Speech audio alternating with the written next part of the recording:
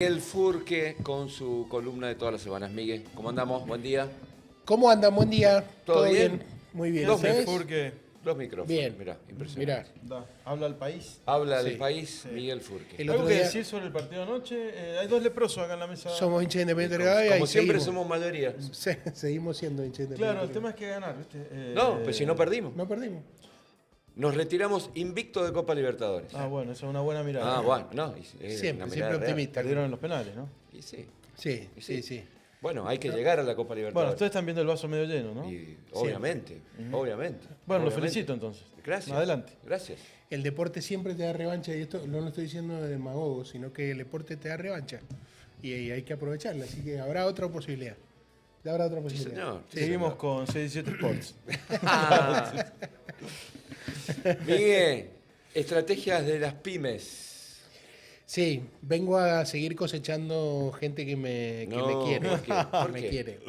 No, ustedes saben que por mi vida laboral y profesional, a mí me toca hablar mucho con los dueños de las pymes o con los gerentes generales de las pymes. A veces el gerente general coincide con el dueño de la empresa y a veces no, es una persona contratada.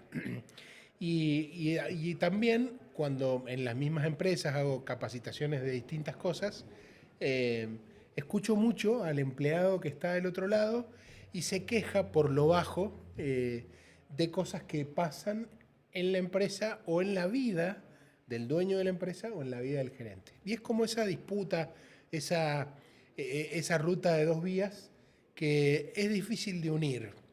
Y a mí creo que me toca en este caso, o elegido en este caso, tratar de mostrar un poco qué hay del otro lado de la ruta. Y ese lado de la ruta es el dueño de la pyme o a veces el gerente de la pyme. Pero porque es muy habitual escuchar a todos decir, che, los empleados tenemos mucha presión, los empleados sufrimos mucho de burnout y entonces nunca la pasamos bien y la plata no nos alcanza. Y todo eso es verdad. Es una parte de la realidad que está de un lado. Voy a poner el foco hoy en la parte que está de este lado. La semana que viene mi idea es hacerlo con la parte que está del otro Bien. lado. Entonces, una de las preguntas que me ha tocado hacer en la vida es ¿por qué querés ser millonario? Muchas veces les pregunto a los que están emprendiendo, sean emprendimientos más chiquititos, emprendimientos más grandes, ¿por qué querés ser millonario? Y la respuesta siempre es porque, o la mayoría, es porque quieren viajar, porque quieren disponer de su tiempo, porque pueden hacer lo que quieran, porque la gente cree que esa es la vida de un millonario. Y yo he tenido la suerte de trabajar 3 veces con millonarios, cerquita de los millonarios, digo, siendo uno de la primera línea de los millonarios. Y si hay algo que no hacen es vivir de esa manera. Claro, claro. Sí, no tienen ningún problema para alcanzar el fin de mes.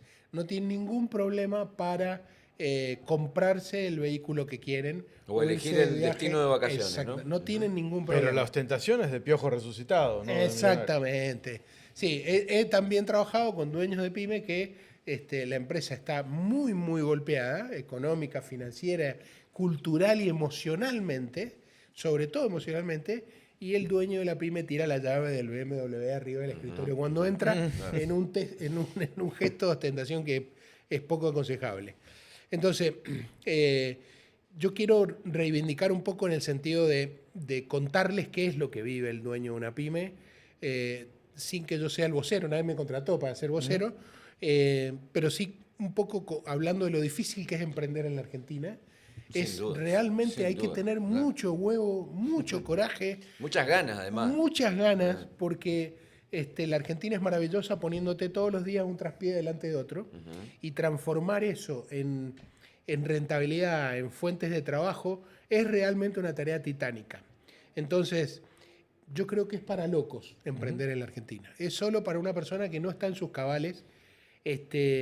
Y voy a contarles algunas cosas. Mientras los sueldos de los empleados en general se pagan, y lo más cerca del 10 posible cuando las pymes pueden, o a veces, en algunos momentos, en 2 veces, lo último que se paga son los salarios de los dueños de las pymes. Y Eso por ahí la gente no lo sabe, ¿no? Que hay un esfuerzo detrás de una empresa. Exactamente. Y muchas veces no solo que no pueden retirar plata, sino que poca que retiran la mitad y la otra la dejan para hacer frente a algún gasto. ¿Cuál es el punto, digamos, de que los dueños de las pymes saben que tienen un montón de familias para ayudar? Las que trabajan de manera directa, las que trabajan de manera indirecta, y en definitiva eso es un garrón, porque no es como que uno piensa decir, no, le sobra la guita. Yo les puedo asegurar que el 80% de los empresarios pyme alcanza a retirar la plata que puede, y en las empresas que yo conozco, a ver, yo llevo muchos años trabajando en el mundo de las empresas, y según mi lista he trabajado con 6.000 y pico empresas a lo largo de los años. El 80% de eso es una muestra en Latinoamérica bastante relevante. Los dueños, el dueño gana menos que el gerente. Y es muy probable. Claro. Exactamente. Y obviamente Se la aguanta, digamos, ¿no? Exactamente. A la espera de que alguna vez llegue la bonanza. Y después llega a su casa y está primero su conversación, la que él dice, sos un tarado, te hubiera dedicado a otra cosa, ¿por qué haces esto? Porque los dueños piensan esas cosas, son seres humanos, y después llegan a su casa y su pareja les dice algo parecido. Trabajas todo el día, nunca estás para nosotros, tus hijos no te han visto jamás. Te están comiendo el hígado en la empresa. Exactamente. Entonces, en ese sentido, digo, lo hago público porque sé que los dueños de las empresas no lo hacen público. Y sin embargo, cuando a la empresa le va bien, el dueño cobra y los empleados cobran. Cuando a la empresa le va mal, los empleados cobran y los dueños no cobran. Le puedo asegurar que hay meses y meses que no retiran un sope. Voy a decir, ¿cómo hacen para vivir? No sé. No sé, y creo que hacen maravillas como hacemos Adaptabilidad, todos. digamos, muy argentino. Una adaptabilidad argentina. ¿Cómo? Porque, viste que acá, voy a hacer un paréntesis y te voy a interrumpir, porque vos decís, en ningún país del mundo la persona que tiene un trabajo es pobre. Vos tenés un trabajo y dejás de ser pobre. Obviamente, En la Argentina vos tenés tres inmediatamente. ingresos y seguís siendo siendo pobre, pobre, porque claro. son escasos. Y pasa con los empresarios. En ningún país del mundo una persona que dirige una empresa tiene necesidades. Acá sí. Muchos, yo también conozco, cantidad de empresarios pyme que la pasan mal con tal de que sus empleados sigan trabajando y produciendo, digamos, ¿no?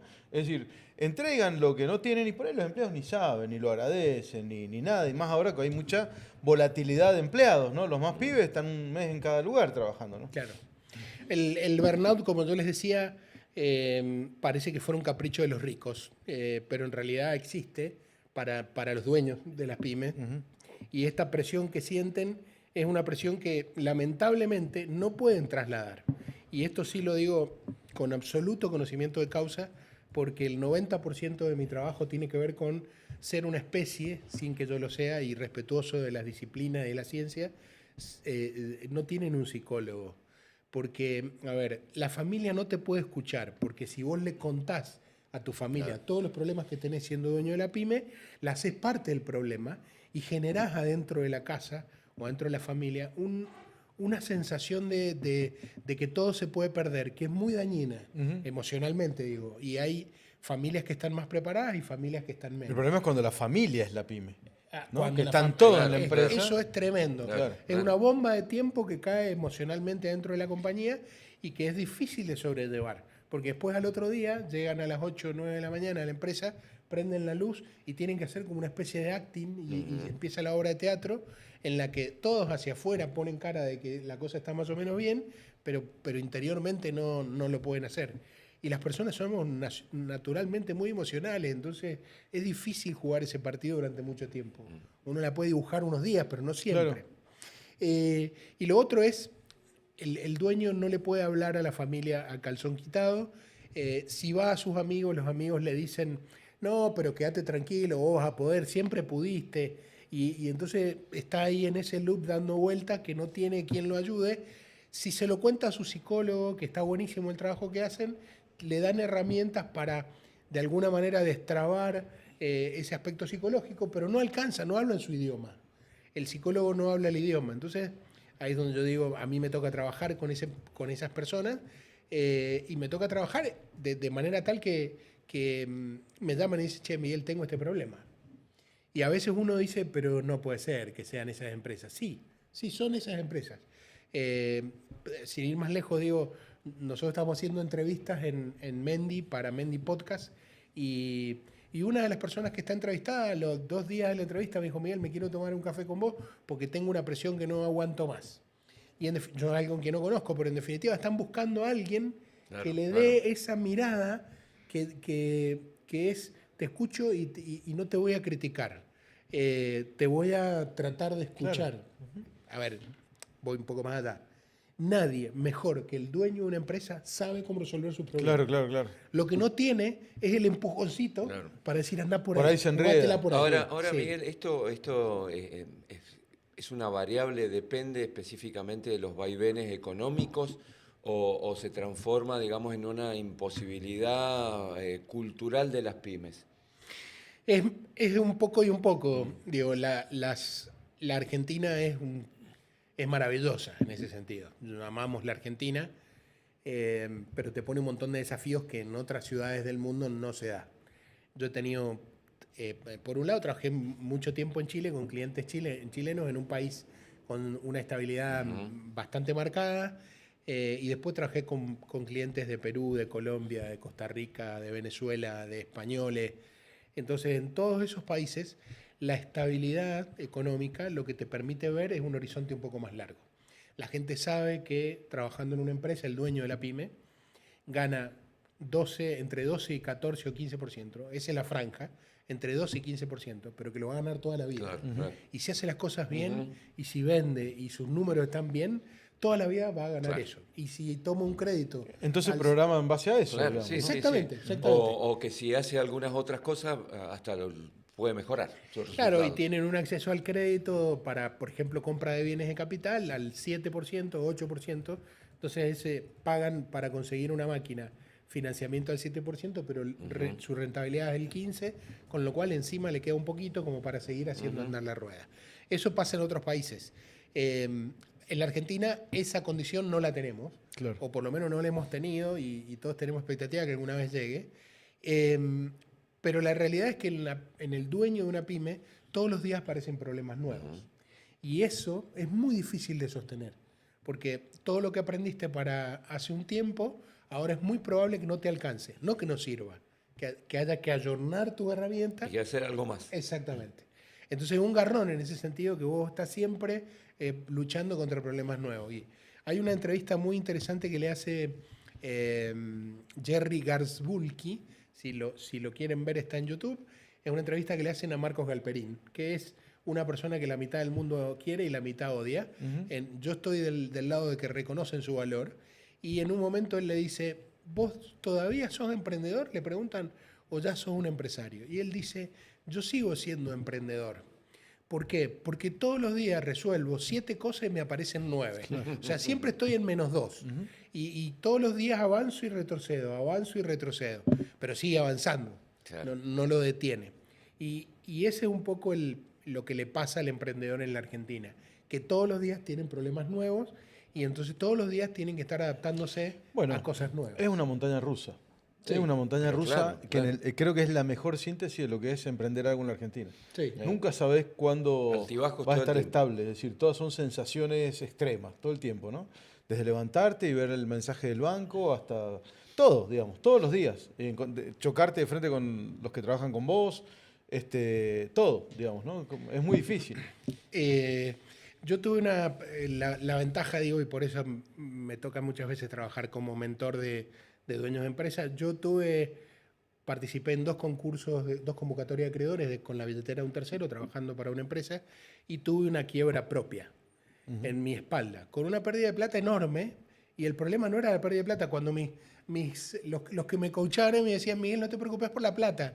Yo decía, pero ¿por qué no me voy a preocupar Claro. si me está doliendo? Si la plata estoy perdiendo, vendí una casa, vendí un vehículo, pedí prestado para poder cubrir, y sin embargo me decía, la plata no importa. Y después con el tiempo, tardé como dicen los libros, y después yo lo comprobé, que uno tarda 5 años en salir de esa situación. Mirá vos, un duelo. Duelo. Claro, 5 años es una bocha de tiempo. Claro.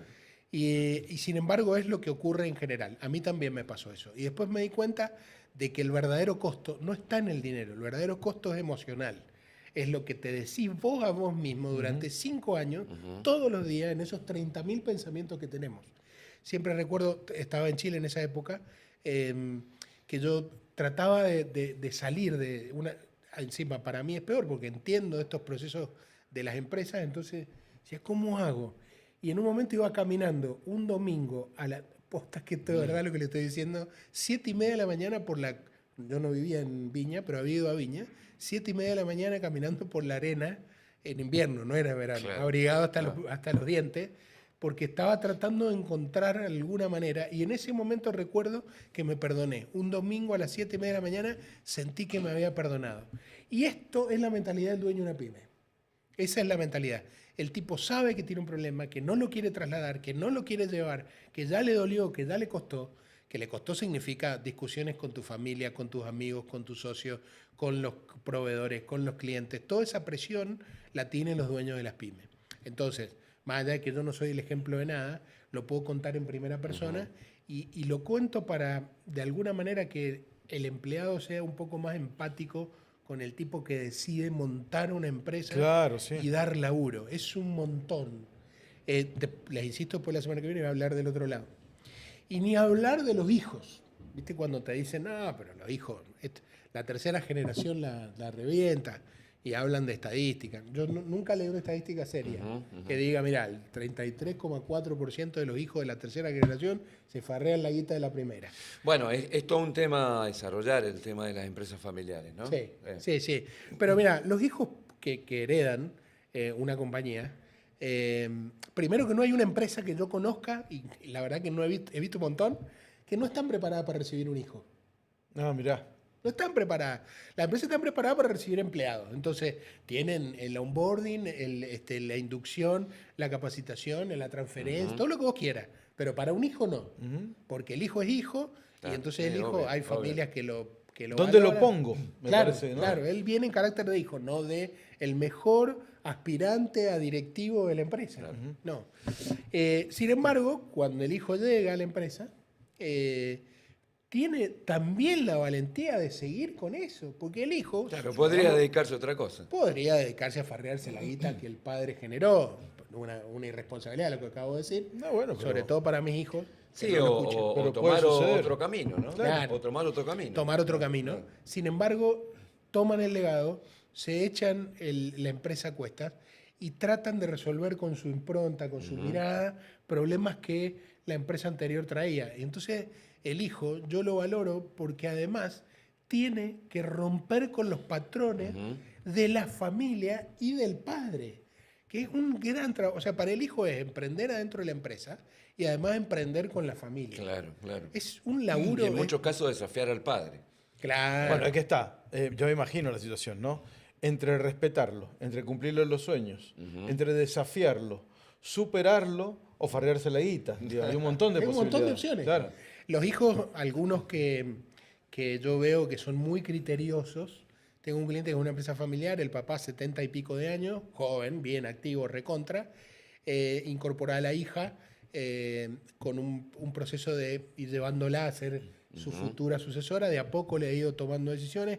En algún momento me conectan a mí y dicen, che, Miguel, ¿por qué no la ayudas vos a que ella se forme? Porque yo no la puedo formar, porque si la formo la voy a deformar. Y entonces con un nivel no sé, de valentía enorme y de a poco los hijos pueden ir aprendiendo esas habilidades. Y lo que yo trato de hacer es, no te la agarres con tu viejo o con tu vieja o con Claro, quien sea, claro. porque ellos son los hacedores, ellos llegaron hasta acá. Y a vos te toca hacer esa transición con un puente grande, un puente en que vos mirás de un lado, esperás que te digan, que te cuenten cómo fue, porque la verdad que no hay magia en el mundo de los negocios. Es tratar de vender lo mejor posible, ser muy rentable, ir con cuidado, cuidar a tu equipo y hacer las cosas lo mejor posible en una Argentina que te mete. Acá el último punto y los dejo que charlemos. Uno dice, me pasó hace poco, estoy en una charla con un equipo de mandos medios en una empresa y dicen, no, nosotros no nos aumentan los sueldos, porque no dicen que no hay plata, pero acá se compra esta cosa y se compra aquella otra. La gente tiene la sensación de que las empresas porque facturan más ganan más. Y la verdad que eso no es tan así. Si uno hace una lista de la cantidad de cosas que tienen que pagar las empresas, algunas se ven, porque digo, el camión de la materia prima llega, el camión de los insumos llega, pero hay otros que no se ven. Por ejemplo, las cargas sociales, por ejemplo, el impuesto a los ingresos brutos, por ejemplo, el impuesto a los débitos y créditos, ya hablo de impuestos. Y después están las contingencias. ¿Ustedes saben lo que siente un dueño de una pyme cuando se le cae el cliente más gordo? Claro, sí, Y eso te puede golpear varios meses hasta que te recuperás. Sin embargo, el que está trabajando, toda esta tensión financiera no la vive. Y entonces, esas contingencias, esos gastos extraordinarios, esa caída en la cobranza, y la verdad se siente financieramente y uno tiene que acomodarse. Entonces, digo, para volver al origen, ¿cómo ve el empleado al dueño de la pyme? A mí me gustaría que lo vean de la vereda de enfrente, pensando que ese tipo que está ahí, en su gran mayoría, es gente que asume con valentía su rol, que emprende en un país que es muy difícil emprender y que merece por lo menos empatizar con ellos. Claro. Después, por supuesto, ellos tienen que hacer su trabajo correctamente y lo mejor posible, pero no podemos ponerlos en la vereda de enfrente porque creemos que son millonarios, porque creemos que son mala gente, porque creemos... La mayoría de los dueños de las pymes son gente normal que decidió emprender en la Argentina. Qué dilema, ¿no? Porque yo te escucho con atención y es evidente que en la Argentina, no sé cómo es en otros lugares del mundo, hay como un sesgo antiempresario, ¿no? Sí. O un sesgo, o una desconfianza a aquel que toma la decisión de emprender o en lo que fuera, ¿no? Desde un negocito de barrio a una empresa más grande, ¿no? Y entonces ya se lo mira con desconfianza desde el arranque. Primero decir, bueno, y este ahora quiere ser empresario, y este se la lleva toda. Y me parece que eso se ha transformado como una especie de cultura que atenta constantemente a que el vínculo, más allá de los vaivenes de la economía, el vínculo entre emprendedor y laburante sea muy complejo. Mira, voy a contar un ejemplo. Yo creo que con los años uno se va poniendo más impune. Te importa muy poco lo que piensan. Y voy a hacer con nombres y ejemplos algo que yo viví en carne propia. Hace algunos años atrás, trabajando para un grupo, ese grupo compra el diario La Capital de Rosario. Ustedes deben acordarse de ese medio. El diario La Capital es el diario más antiguo de la Argentina. En ese momento era un diario en papel. Era un diario que estaba administrado por el sindicato de periodistas. Y era un diario que podía funcionar con 200 personas y habían 400 y algo trabajando. Claro. Tenía dueños, pero los dueños ya se habían corrido porque no habían podido con esa batalla. La empresa que compra, entre otras, fuimos un grupo, 3 o 4 personas a trabajar, y a mí me toca ir a cargo de la administración y las finanzas de esa transición.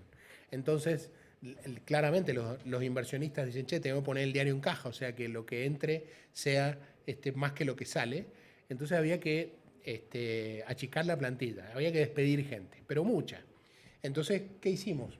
Tratar de acordar con los sindicatos para no tener un problema. El diario es un diario muy potente, entonces esos días previos, cuando nosotros ya avisamos que íbamos a despedir gente, empezaron los piquetes en la puerta. Los piquetes en la puerta del diario más importante de la ciudad de Rosario era bombo. Estoy hablando de 1.000 personas todos los días golpeando en los horarios en la calle. Varios días. Yo recuerdo ir en un remis a donde yo vivía y que me sonaba el teléfono y me decían, Miguel, estás pasando por España y San Lorenzo, en la próxima cuadra te vamos a cagar a tiros. Yeah. Y yo no era empleado. Llamar a mi casa, amenazar a mi familia de que me iban a matar y todo ese tipo de cosas. Y después, bueno, llegó un momento en el que tuvimos la última reunión con los sindicalistas, éramos 3 personas al lado de la empresa, y los sindicatos eran los de canillita, los de prensa, y estaban también sentados a la mesa los portuarios que se sumaban para hacer fuerza. Por lo que puta pudiera. Sí, exactamente. Y esto que les voy a contar es absolutamente la verdad. Me dijeron, ¿cuántas cuotas querés para darle las indemnizaciones? Y entonces le dijimos, mirá, nosotros por lo menos tienen que ser entre 6 y 8 cuotas. Entonces el sindicalista, no me acuerdo el apellido, me acuerdo la cara, me dijo, bueno, mira, nosotros lo vamos a dar, lo único que te pido es que no me toquen la caja de la obra social. Claro, la cuota sindical. No me toquen la obra social. Entonces yo voy a salir acá afuera y voy a decir que hemos llegado a un acuerdo. Y por mi salud y la de todos los que me conocen y me quieren, Salió el tipo, se paró arriba de un cantero que había en la vereda y agarró un megáfono y dijo, hemos llegado a un acuerdo con la patronal y hemos llegado al mejor acuerdo, y dijo las cuotas y todo lo que... Pero siempre y cuando no le tocáramos la caja. Eso que yo estoy diciendo ahora, espero que ninguno se acuerde de esto. Hace muchos años, yo soy... No, pero eso no es gremialismo, eso es otra cosa. Exactamente, yo es trucho. Pero ahí quiero llegar a lo que vos decías, Luis. Gran parte de lo que la gente cree que es el dueño de una pyme está, ¿cómo se dice?, motorizado por el sindicalismo argentino. Y el sindicalismo, que estaría buenísimo que exista un sindicalismo que represente a la gente que trabaja y haga las cosas bien, el sindicalismo, no es el que tenemos. Entonces aparecen, estoy contando un ejemplo de hace muchos años atrás, años 90 y 98 fue esto que les estoy diciendo, y aparece entonces, por ejemplo, en estos días el señor Moyano, me puse recontra duro, pero bueno, el señor Moyano que no puede explicar de dónde gana la plata que gana. Entonces, esto es lo que en alguna medida la gente escucha.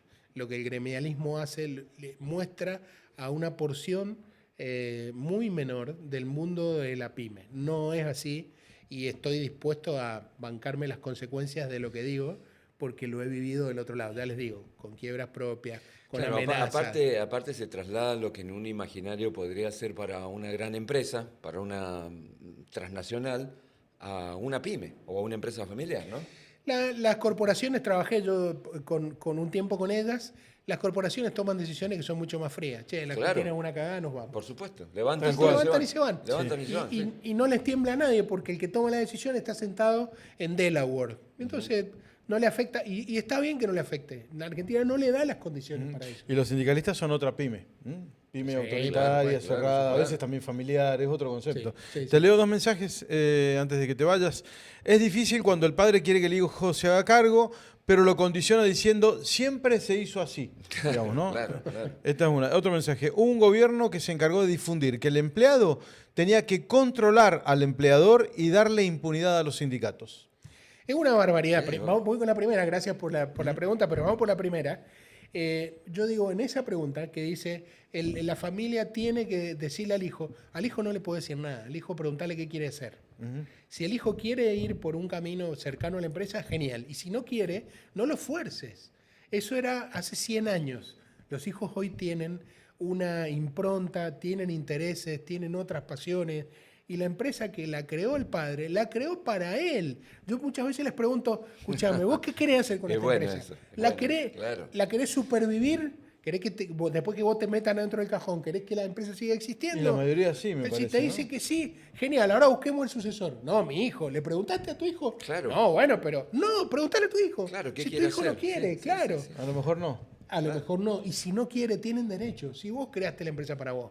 Ahora, otros te dicen, ¿la querés supervivir? No, entonces preparémosla para vender. Claro. Antes que vos te mueras. Claro. A los Así disfrutás, 97. claro. Claro. Sí, Vendámosla. obvio. Y no le tirás el fardo a tus hijos. Exactamente. O a tus herederos. claro. Y después la otra pregunta de... Que la van a chocar seguramente. Es lo más Claro, probable. claro, Miren, claro, yo creo que claro. nada que se hace sin pasión en la Argentina y mucho menos emprender, se puede llevar hasta el final. Porque son tantas los traspiés que aparecen que una vez y otra vez te la va a bancar si amás lo que haces. Si vos decís, mirá, no hay que crear una compañía de esta... Les voy a contar ejemplos. Como ser periodista. Exactamente. Claro. Sí, Sí, obvio. La famosa Obvio. vocación, yo Claro. creo que tiene que ver con la pasión. En Chile trabajaba con, en general, startups, empresas de base tecnológica, de crecimiento acelerado y fondeadas por inversores de riesgo. Y entonces jóvenes de 20 y pico de años recibían inversiones de 500, 1 millón, 2 millones de dólares y entonces empezaban a transitar. Ellos habían tenido una buena idea de negocio, pero no tenían la pasión para esa idea. Claro. Claro, La, claro. la fueron construyendo. El que la construyó a tiempo, genial. El que no la construyó, no la construyó. Antes de que venga el señor que le dio la plata y le diga, che, todo lo que vos me dijiste que estaba buenísimo en el PowerPoint, ahora se tiene que dar, empezaban a tener los problemas que yo les cuento, que son estos que sufren todos. Y entonces ahí aparecían, che, Miguel, ¿vos me podés ayudar? Sí, era más que nada escucharlos, reorientarlos, decirles, mirá, hay que buscar un equipo fundador. Si a vos no te gusta esto, pero creaste la idea y no la puedes gestionar, no importa. Puede haber otro equipo de profesionales que la gestione, como en las pymes, que la gestione otro. La idea puede ser muy buena, pero en tus manos es probable que la choques y vos ahora tomaste riesgo con un inversor. Entonces es como, las ideas pueden ser muy buenas, hay que ver si el emprendedor machea con la idea. A veces son muy buenas las ideas, pero los emprendedores no. No en ese momento, digo, tienen que formarse. Así que ahí, digo, hay un intríngulo interesante para pensar en el mundo de las empresas y sobre todo de las pymes. Nos quedamos esperando la segunda parte para la semana La semana que próxima. viene vengo al revés. Bueno. Le voy a pegar a los dueños de las pymes. Bueno, Está que bueno, se preparen está entonces. bueno, está bueno, está bueno. Miguel, gracias. Hasta la próxima. Gracias a ustedes. Miguel Furque con nosotros, 9:34. Hacemos la pausa, ya regresamos.